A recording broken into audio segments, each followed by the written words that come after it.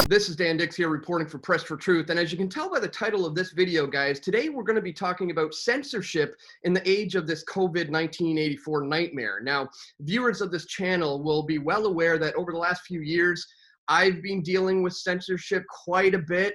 You may know I had my YouTube channel back in 2020 when the pandemic was launched, completely terminated with no warning, no strikes, nothing like that. They just took it away at the blink of an eye. I miraculously somehow got that back 7 months later, but I'm still very heavily on the chopping block, very heavily shadow banned. They took down my Press for Truth Twitter account, which had over 20,000 followers, just poof, in the blink of an eye, gone. My Press for Truth Facebook page with nearly 400,000 followers was just poof, taken away from me at the snap of a finger. I had my MailChimp account, which had all my newsletter subscribers taken away from me just at the blink of an eye. And while all this was happening, I was aware of this, what was taking place behind the scenes. So I started to hedge myself against this censorship by joining various platforms that don't censor, and they're highly decentralized. And I joined all the regulars, you know, BitChute, Odyssey, Rumble, Minds, there's others. But there's one in particular that really stood out for me because of the nature of their decentralization and the inability for the powers that ought not to be able to take it down. And that is very exciting to me. And of course, today I'm talking about Bastyon, and joining me on the line right now is the creator of Bastyon, Daniel Sachkov. Daniel, thank you so much for joining me here once again on Press for Truth. Now, the last time we spoke was almost 3 years ago now, and this was back when the company was called PocketNet. So since then, you've rebranded into Bastyon, and I'm sure there's been a lot of developments with the tech over the last few years. So I want to get into how this technology works and how it's possible that the powers that ought not to be are not going to be able to shut it down. That's so exciting. But before we get into that, maybe we could talk about simply just the need for something like Bastyon in this current COVID-19 84 nightmare. I mean, what sort of things have you seen over the last couple of years that would solidify it in your mind that Bastyon's time has come? Yeah, thanks, Dan. It's a pleasure to be here again. When we spoke last time, this was really the very beginning. It was very, very beta, early idea. And the idea originally seemed very far-fetched and even paranoid to some people. The idea of a social network that, first of all, it's not a company, it's not corporate, right? So it's non-corporate social network. That right there differentiates it, but also fully decentralized in the mode of Bitcoin, right? The strength of Bitcoin is decentralization, and people ask, you know, what exactly does that mean? Is any crypto decentralized? And no, we'll talk about that, right? Not every crypto decentralized, but we built Bastyon very much decentralized. So what I'm seeing right now is that the possibility of a type of censorship which Bastyon was built to prevent is becoming more likely by the day. So our idea, you know, 4 years ago, more than 4 years ago when we started building this, was that the censorship will ramp up, right? It's not going to be limited to banning channels. Like your channel was one of the first ones because you obviously are onto something, right? So you were banned very early on, but now lots of people have been banned. There's not a day that goes by without somebody being banned of this or the other social media. In parallel, there's another movement where alternative sites are created constantly, right? We get the new social networks. This social network is launched, that one, and that brand themselves as freedom-oriented, free speech type social networks. And I think that's a very healthy trend, right? That's a free market trying to solve this problem. But at the same time, we should understand the weakness. What is the weakness of social platforms? And this weakness is not specific to Facebook or YouTube or some other platform. So I believe there are three types of weaknesses that they have. One is the corporate entity. When you have a corporate entity in today's world, there are a million ways to bring it to heel. Legal, you know, semi-legal, whatever. So when you have a corporate entity, when you're a corporation, you're out there for a profit, and you register a corporation for profit. Yes, you can make some money. There are the advantages to that, right? There are advantages that you can raise money, for example. Raising money is kind of more or less for corporations. But there's a big downside. A corporation can be brought down. And we've seen this before when, for example, WhatsApp, right? WhatsApp is a messaging app that was very privacy oriented at the beginning, very strong. The creator of it was very much like a privacy geek, if I may say so. But in the end, it was sold. It was bought for $19 million, not even that much by today's standards, I guess. But there's no corporation in the world that can turn down this kind of money because it has shareholders, it has stakeholders. That's a popular term now. Those are the people that will drive it to sell at the right moment. So if you launch a corporation that is freedom oriented, it becomes very, very successful. It is hard to defend. Not that it's impossible to defend. I mean, there are good platforms. It depends on the management, depends on the ownership, but ultimately, my opinion, the opinion of people who started Bastyon, is that it is a futile effort. If you're a corporate entity, when you get strong enough, you will be shut down. The second problem that happens is actually centralization of computing power. People don't realize this, but this is a very important problem. Social networking, particularly video, but not just video, requires very high bandwidth.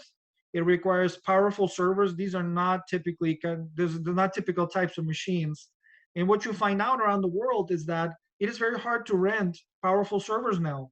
The companies that do that have mostly been bought up.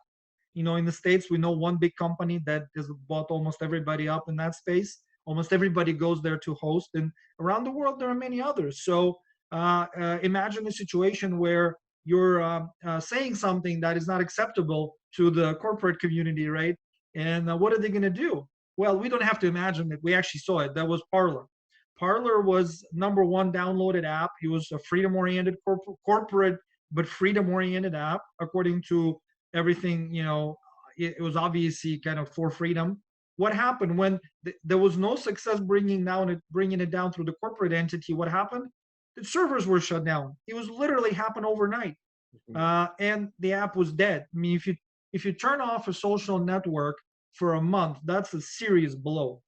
This is almost like a death blow. And we know that even though Parler recovered, but I don't think it's as freedom oriented as it used to be. I don't know about it, but I don't believe so. So they've learned their lesson, and it was basically crippled, I think, to a large degree through that. Right. The third centralization that will kill centralized projects is financial centralization. And so that means that relying on a legacy banking system. When you're a corporation, even if you're not a corporate, let's say you're not a corporation, but you're centralized in that you're relying on a legacy banking system, you can be brought to heel very easily. What happens is your bank account can be closed, your PayPal can be closed, whatever. So it's very, very easy. There's no need for kind of a gulag style repression. It's just easy. You just you cut off finances, and what's going to happen? You need to pay for servers, you need to pay for developers, you need to do all these other things, and all of a sudden this entity is dead. So 3 parts of centralization, those 3 things, if you look at any social network, and there are some popular ones now, they're inevitable. So it's only a matter of time. Remember, there was a time when Twitter, according to Jack Dorsey, was the free speech wing of the free speech party. Yeah. And I honestly believe that he believed that when he said it. I don't think he was lying at the time. But the problem is those 3 factors I told you, they will drive any entity to giving up freedom. And ultimately, before Jack Dorsey, I mean, now Twitter is like in shambles, but even before he left, it wasn't a free place, right?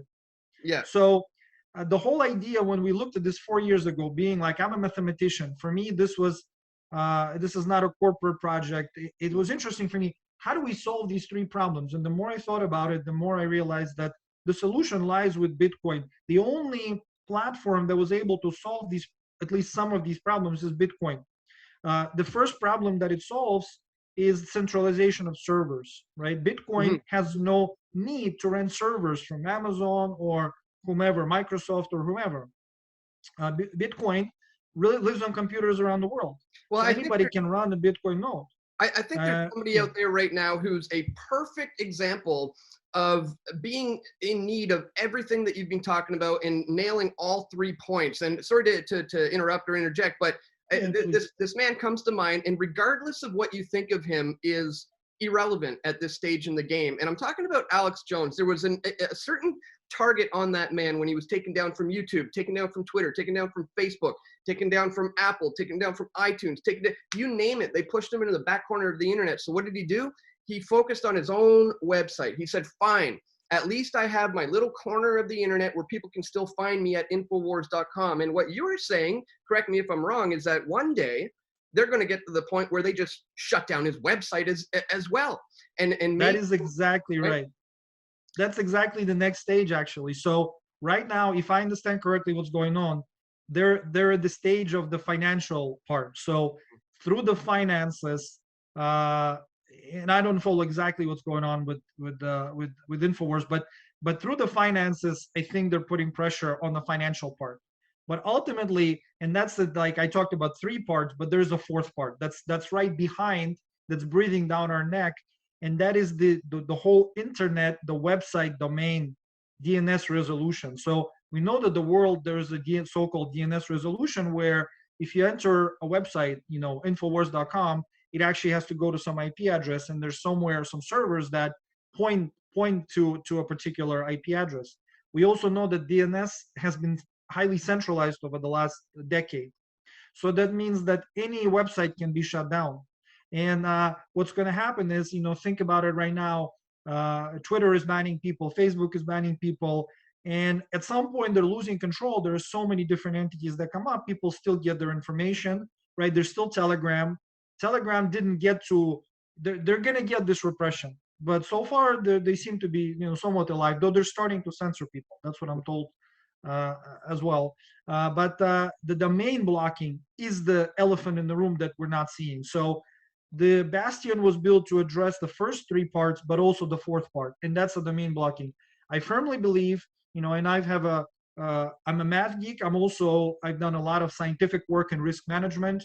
I've done work in machine learning. So I'm actually more like a scientist and a math geek. As a risk manager, I firmly believe that the next phase inevitable for the censorship, either the censors have to give up. They have to say, you know what, we lost control. We just give up, which I think is, hard to believe at this point that they will. But the next step will be to say, use there's going to be some kind of event. Who knows what it will be, but it will introduce this idea that, not all the websites should work. And I don't think, then the question becomes, what if the whole internet is shut down? Well, I don't think it's tenable in today's world to shut down completely the internet connections, because there's so many different things that could go wrong, and everybody relies on them, also the corporate entities and so on. So I think what's going to happen very likely is that some domains will be blocked, and it's not going to be very specific, like just this one or that one. There will be maybe a whole sections of internet that are not working. Or, for example, it could be reversed and say, we only have the green pass of domains. Only the green pass of domains are resolving. The rest, you have to look for them with the IP address. And who's going to do that? Who's going to type in the IP? Only a fraction of people, Yeah. Now, you've often described Bastyon as being comparable to Bitcoin in the sense of it not being able to being taken down, because I'm sure my audience understands that Bitcoin doesn't have a centralized headquarters. There is no company. There is no building. There's nowhere you can go to just take it down. It exists on individual nodes that are built all over the world that run the blockchain, and you'd have to take down simultaneously every single one of these nodes in order to be able to wipe out the blockchain, and that seems relatively impossible. So maybe you could explain the tech behind Bastyon, which makes it comparable to Bitcoin in the sense that it operates on individual nodes. So even if they take down Bastyon.com, people will still be able to access my daily videos. Can you explain how that's going to work? Exactly. So first of all, the first point is very literal. Bastyon resides on top of the Bitcoin code. One of the benefits of being a non-corporate entity is that you can have open source code base, and anybody can fork it or clone it. And not everybody likes that, right? Maybe, let's say, not everybody in the Bitcoin community loves people cloning Bitcoin. But we cloned it not because, and legally it's allowed because it's distributed under MIT license. We cloned it not because we want to create an alternative to Bitcoin. That's foolish. I think Bitcoin is it. It's the only one. We took Bitcoin core as the core of the platform, and then we built on top of it. So the main premise of our platform was that there's not going to be any centralized server. That means that any computer that supports the network is, first of all, equal. They're all equal. This is very important because in some cryptocurrencies, watch out, they're not all equal. There are some master nodes or some senior nodes. Once you see that, you know that you're dealing with a kind of digital bank that's more like a legacy banking system. So Bastyon is built on top of these Bitcoin nodes. Well, obviously, we have to rewrite a lot of it. And I mean, thankfully, as an aside, there's many people, developers are joined over the years. And I'm going to invite, if you do C++, if you do JavaScript, you're interested, please email support@bastyon.com and join the project. But Well, the way perhaps, we build it is that, yeah. well, I was Go going ahead. to say, perhaps we should have mentioned from the beginning that, in case anybody's still wondering, what exactly is it? Essentially, it's a social network, right, where people can share the pictures, posts, videos, whatever they Yeah. want, similar to something like a Facebook or whatever, where they can connect with people and share information, right? Yeah, exactly. The big difference with I mean, it is similar to Facebook really in many ways in the functionality, but there are unique things. But the big thing is that we don't require any personal info. So just like on Bitcoin, you can use it without divulging your phone number, without divulging your email. And you know, this is a problem, right? Even well-meaning social networks, they can be hacked. Your personal info can be leaked. In the case of Bastyon, when you register, we don't even have access to your account. You have your private keys, and only you control them. The flip side of it is that if you lose your private key, then you know we can recover it for you. There's no support department. You like it's like Bitcoin. If you lose your private keys, you can email, you know, hey Bitcoin, help me. Hmm. So that is important. The Bastyon infrastructure is built the exact same way as Bitcoin. Anybody can run a node. By running a node, you can earn some coins, right? There's Pocket Coin. This is very important part of the platform. It's used to compensate the node operators. It's also used to compensate bloggers and kind of all the ecosystem participants. So we have regular nodes, which basically contain all of the blockchain data. They also contain all of the textual posts. And then we have separate kinds of called video nodes that contain all the videos and they contain all the images, but they also run in a very similar way. Anybody, let's say you, Dan, you know, you can spin up a node, and if you have a really, you know, good bandwidth and you want to help the network and earn some pocket coin, you can spin up a node and host videos. You will have control. There's some videos you don't like, you don't host them. That's really important. If you have coins, you can run a node, a regular kind of a crypto node. The difference of Bastyon is that unlike Bitcoin, which is a mining proof of work type of algorithm, Bastyon is a proof of stake algorithm. That means that to run a node, if you put in some pocket coin in it, you actually make pocket coin. So you help the network and you make money. And this is very important. You see, you have to solve the financial incentive problem because all of the well-meaning decentralized projects, they have this thing called tragedy of the commons, that people, when they encounter a free open thing, they take more than they give. So there's got to be a way for these servers to pay for electricity, to pay for bandwidth, to pay for hardware. And that is why the Pocket Coin, the internal token of the system, pays for that. So it's like Bitcoin of Bastyon. So Right. anybody can run a node, they're equal. And what happens when, you know, there's Bastyon.com, right? There is a domain where you go and you can use it through the domain and so on. And obviously, if the domains are blocked, Bastyon.com will be blocked. So Bastyon.com is also a DNS type of thing, but we have a desktop app. When you log on to Bastyon, we'll remind you there is a desktop app that you can download to your PC, Windows or Linux or Mac. Now that desktop app has no connection to the website. It speaks directly to the nodes in the world. So let's say you're in Canada and for whatever reason Bastyon.com doesn't work.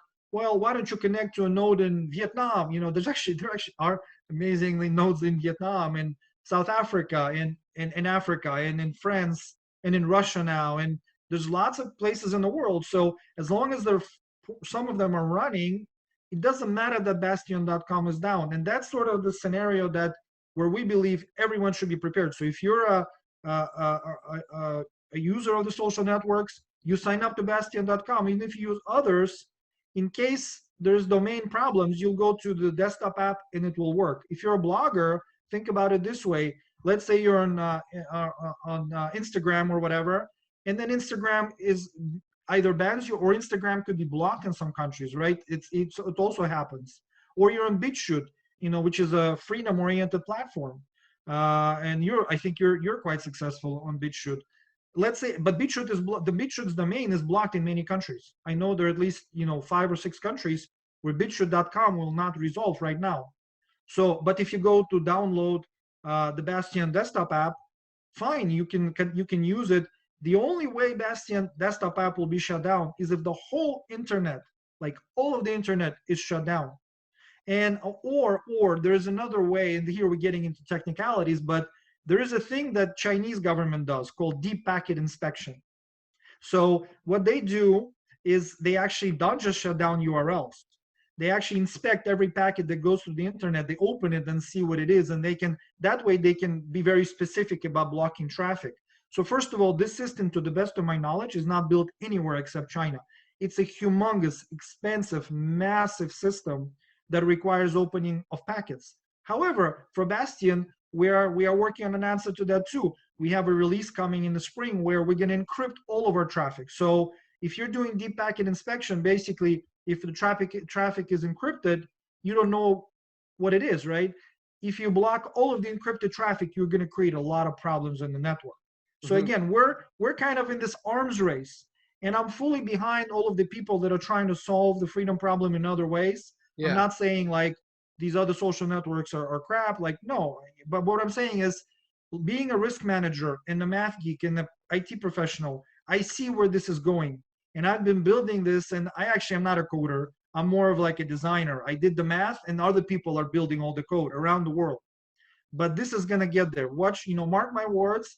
Either they have to give up, which is gonna be great. If they give up and there's no need for Bastyon, I will rejoice. I will go back to doing my math and doing the other things I do. But I don't think they're gonna give up. I think we're gonna see a point where the domains are blocked. Yeah, I agree. I think we're coming to that point, which is why it's incredibly important now to hedge ourselves against this coming censorship that we already know is coming down the pike. And I think Bastyon is going to be very exciting for both the content creator and the content consumer, because as it is right now, if the website is shut down, as a content creator, I can still log on to the desktop app, upload my topical sensitive content that day, and know that the consumers of said content are still going to be able to access that through some of their node on the network. And not only that, but the content creator and the content consumer can both earn pocket coin. And that's another aspect of this that I think is exciting and needs to be pointed out, is that as a content consumer, you don't have to put in anything, any of your money, in order to start earning pocket coin. You simply have to engage with the platform by commenting, maybe by liking some posts, by watching some of my content. And simply by doing that, you're earning pocket coin for you and for me without a single penny coming out of your own pocket. So correct me if I'm wrong, but isn't yeah, so there's a correction there. You don't earn for watching. You do earn for commenting and posting. So you have to produce some. So one way or another, you do have to be a producer of content. Obviously, authors like you will make much more, but if you're producing content, you will still make some coin if there's engagement and interest in your content. Right. So if you're engaging with the platform, posting, commenting, having some sort of engagement, then you're earning pocket coin, right? And yes, and that's exactly right. Yeah, and for content creators, that's a game changer moving forward, because this is really over the last few years for a lot of content creators been the way that we've been able to pay the bills, is by having our viewers watch us on these other platforms other than YouTube, where they make all the ad money. And just by simply interacting with us on these other platforms, not only are they earning crypto, but we are in turn as well. So it's really a win-win situation for the consumer and the creator, which is, I think, one of the exciting things about Bastyon as well. Absolutely. And we're not, we want to be idealistic, but we don't want to be naive. And being naive is believing that bloggers will just do this for free and they will, live by eating air and snow. It's not gonna happen. Bloggers need to eat. They need to have equipment. They need to have free time, because I know, like the videos you do, the research that goes in, it could be, for a 1 hour video, you could put in 2 or 3 days of hardcore research. So we're working very hard on that. First of all, as a creator, you're going to make just for creating popular content, but we're constantly adding ways for creators to earn coin. For example, we just added a feature where if a user wants to comment under your video, under your post, and they want to increase visibility of that comment, they can add pocket coin to it. All of it goes to you. This is beautiful because there's no corporate entity. There's no YouTube to take 80% of proceeds to, and then to tell you're demonetized. No, So it's kind of it's like actually when so you can they tip attach a people. pocket coin to a comment, it goes up higher and it's featured. Maybe as a blogger, you will answer the comment and then you encourage people and say, do more of this. So that's another way bloggers are earning already. The third way that we're adding, which is going to come out in the February release, is the decentralized ad marketplace. That's going to be huge because now if you're demonetized from YouTube, you have to sell ads on a kind of ad hoc one-on-one interaction basis. And that's always painful, right? Negotiating and so on. We're creating almost like a type of Google AdWords, but for blockchain, where any advertiser can come in, create an ad, and propose it to Dicks, to InfoWars, and you will review it. First of all, if it's appropriate for your audience, then you're going to repost it. And actually, the smart contract, the way it's written on the crypto, on the blockchain, is that the actual repost of that ad into your channel to your followers at the same time pays you money. So it's absolutely riskless. If you don't repost, the money is not paid. If you do, the money is paid. You don't need to interact with the advertiser. You don't need to negotiate. You simply go in and just say, well, these are appropriate. I'm going to repost, immediately get pocket one. That's fantastic because that gives the content creator the ability to choose which advertising agencies they're going to work with, the ones they believe in, the ones they think that their audience is going to be interested in, rather than just random ads like what YouTube does. I mean, I used to, back when I was monetized on YouTube, I'd have people commenting on saying, you had a video that was speaking out about the climate change, and then the video started with an ad by Greta Thunberg or something like that. It was just like, what? Like, and that's not. I've seen that, yeah. I mean, so in that case, it's almost laughable, but there are cases where I've watched on YouTube, you'll be watching a video that's very somber. It's like a Christian video, and then there's gonna be something about, very, very serious. And then in the end, it's like, buy this thing, buy the pantyhose or something. It's like, this almost looks like intended. I don't think it's intended. It's just chaos, but it looks pretty bad. Yeah. So moving forward, I think 2022 is probably going to be a pretty heavy year for censorship. I think they're going to clamp down here in Canada in particular under the Trudeau regime, under certain bills they tried to pass last year. I think they're going to reintroduce these bills this year. So I think censorship is going to be ramping up a lot in 2022. So moving forward, what are some of your hopes that you would like to see Bastyon achieve in the coming months and years as we continue to navigate this crazy COVID-19 84 nightmare? Well, I think it's about education, honestly. It's about educating people about what decentralization means, because there's a lot of naive opinions about that. Like, basically, somebody comes out and says, I'm for freedom, builds a network, and it may be a good person, but people don't understand that you need guarantees. And there's no like a rock solid guarantee in this world, but you need at least, decent guarantees. The problem with all kinds of social platforms is that they have a certain life cycle. In the beginning, they always give. They give you great audiences, they give you money, they give you freedom. And then once they get big enough, they start to take. That's why I'm wondering where Telegram will go, because it's grown. It's like, according to my charts, it's at that stage where it should start taking back. And you can already see that a little bit, but hopefully not. I'd like to be positive about it. So what I'd like Bastyon to achieve, other than growth, we're getting a lot of users. I mean, over the past 4 months, we've added 200,000 new users. It may not be big for Facebook, but for an open source platform with no advertising budget, no venture capital money, or anything like that, that's a good trend. So I'd like to see it grow, but I'd also like to see people understand why it's necessary. That a lot of people think about crypto and Bitcoin as just speculation. It's grown in value. Yes, it is, but that is the least important thing. The most important thing is that it gives us a way to interact outside of these vertical structures where people, say that they're good and they act good for a while, but then they sort of don't be evil, right? And then all of a sudden they're evil. It's better to have a platform that's open source, that can be reviewed, so all of the code can be reviewed, and you can see that Developers cannot ban anybody. It's on the bans. The moderation happens by users. If the platform goes awry, people can fork it. Imagine if you had a BitTube, YouTube that had an open source code. They could never do these things. They could never do the shadow banning. And then if they went awry, somebody just would fork it and create their version that they'll be like the beautiful YouTube without all this garbage. So people need to understand that it is not good enough. You can't rely on words. Not even my words. I'm not asking you to rely on my words. It's about guarantees. And you can't rely on personalities because people, you can't trust. It's not that people are bad. It's just people are, people die. People, things happen. So you need to have guarantees like Bitcoin, right? Why it survived Satoshi Nakamoto and all these things, because it's built in such a way that provides guarantees. It provides monetary proper incentives. That's what we built Bastyon. It wasn't like, well, let's build this, anarchist thing. We're not anarchists actually at all. We believe in order, but we believe that the order should be approved and consented to by people who are governed.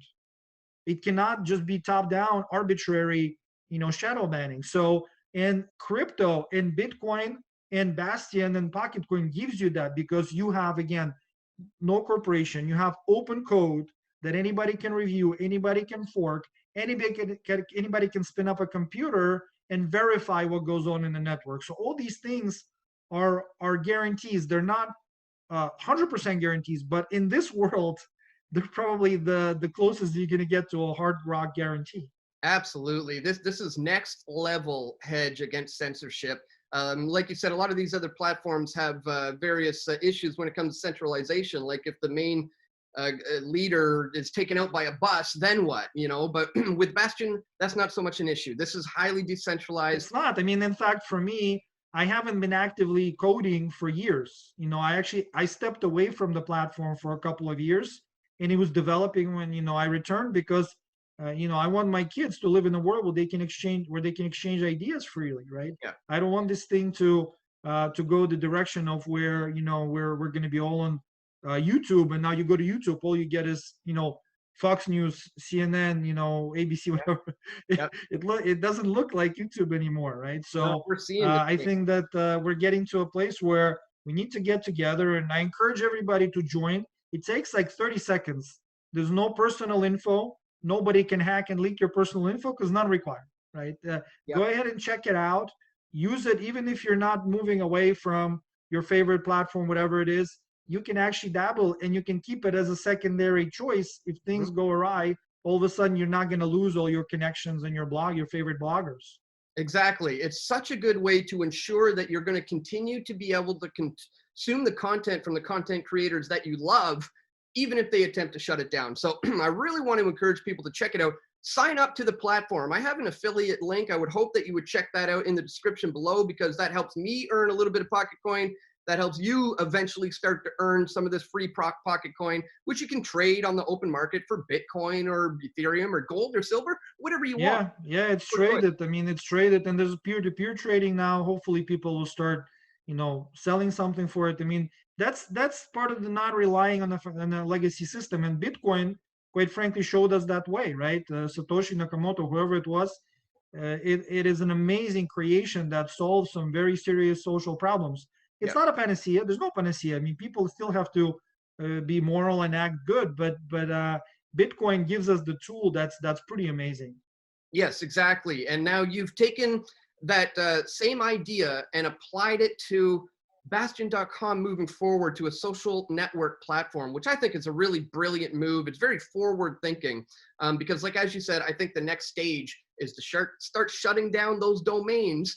But if these content creators think ahead, to get 2 steps ahead, they'll be on Bastyon, and hopefully the content consumers will be 2 steps ahead of this censorship wave as well and join Bastyon as well. So any final thoughts on, just this whole world of censorship and the need for a platform like Bastyon today?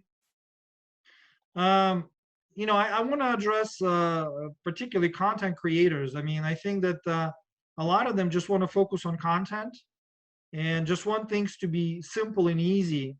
And that's right. I mean, it's not always easy to change platforms or go to a new platform. But you know what?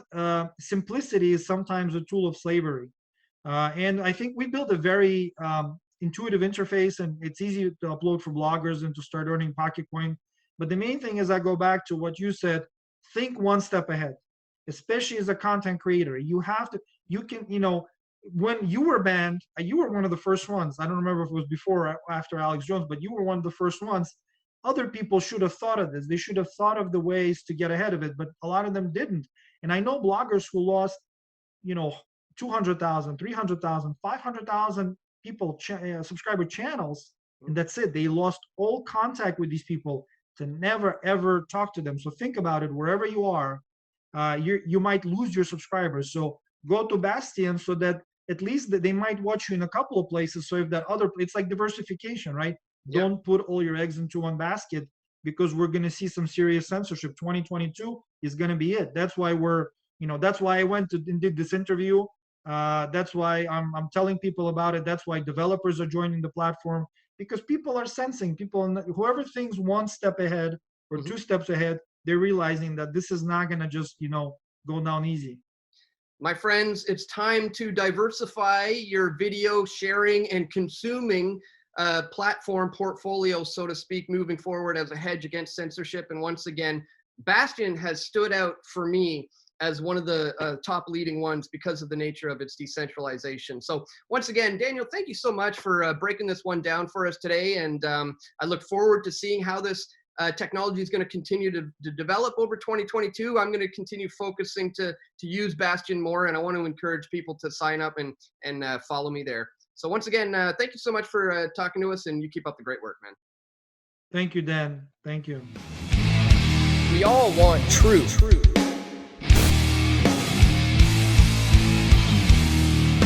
The truth will set you free.